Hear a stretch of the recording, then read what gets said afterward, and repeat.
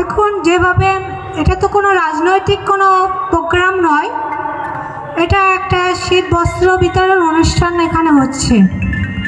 যদিও রাজনৈতিক কথা আমি সেইভাবে বলবো না।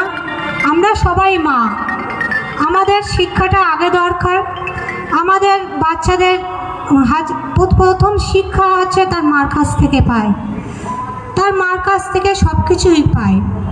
যাই হোক, আজকে সব থেকে বলবো আপনাদের বাচ্চাদেরকে পড়াশোনা ভালোভাবে করুন, কারণ আগের থেকে এখন বিয়ে, আগে 16 বছরে 14 বছরে বিয়ে হতো, সেই বিয়ের হারটা অনেকটাই কমেছে।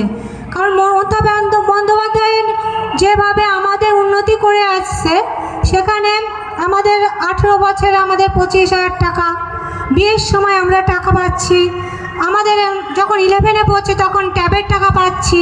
সেই হিসেবে বাল্যবিবাহ অনেক কমে গিয়েছে। আমরা সবসময় চেষ্টা করব আমাদের বাচ্চাগুলোকে যাতে শিক্ষিত করার জন্য, কারণ দেখো আমি সবসময় চাই বাচ্চাগুলোকে তার মারা নিয়ে বসুক, তাদের শিক্ষা দিক, তাদের পড়াশুনো করাক। আর ঈশান ভাই আমাকে প্রথম থেকে কম বেশি, আমার যখন পথ ছিল না, সে এখান থেকে আমার অন্তত করে আমি খুব কৃতজ্ঞতা তার কাছে।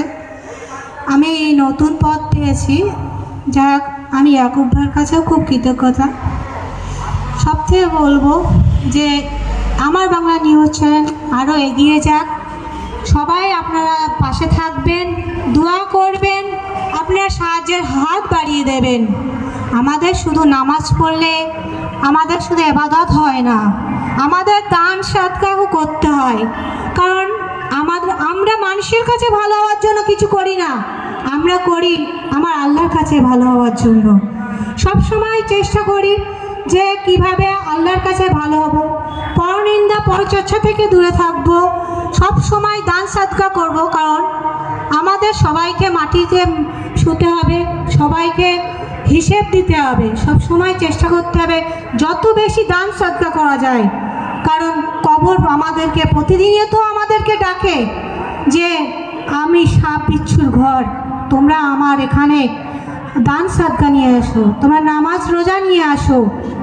সব সময় চেষ্টা করব মানুষের উপকার আসার জন্য, কারণ একটা রাস্তা দিয়ে কেউ কারোর কোনো প্রবলেম হোক সেটাও আমরা চাই না। ইসলাম হচ্ছে শান্তি ধর্ম, আর আমরা কোনোদিন রাজনৈতিক করে ধর্ম নিয়ে করি না। ধর্ম ধর্মের জায়গায়, রাজনীতি রাজনীতির জায়গায়। এখন কিছু কিছু রাজনৈতিক দল ধর্ম নিয়ে রাজনীতি করছে, কিন্তু মমতা বন্দ্যোপাধ্যায় কোনোদিন রাজনীতি ধর্ম নিয়ে করেনি।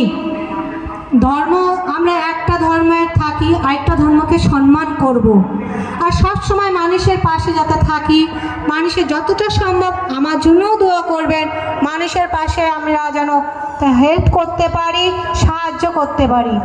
এই বলে আমার বক্তব্য শেষ করলাম। কোনো ভুল ত্রুটি থাকলে আমাকে ক্ষমা করবেন। First time